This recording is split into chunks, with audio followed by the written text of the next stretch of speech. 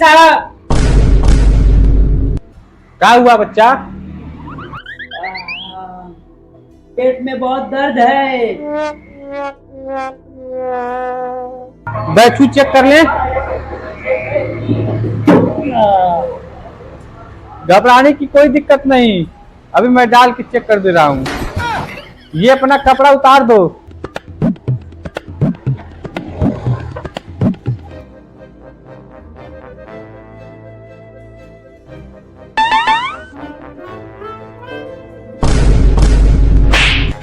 पेट में दर्द होता है, छाती नहीं।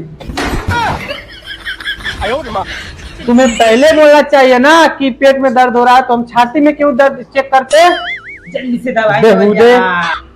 मुंह खोलो अपना, दवाई पिलाएं तुमको। बड़ा कड़वा भाई। कुछ कंट्रोल हुआ? कुछ नहीं हुआ, दर्द और बढ़ गया है। रुको, अभी मैं सुई लगा दे रहा हूँ।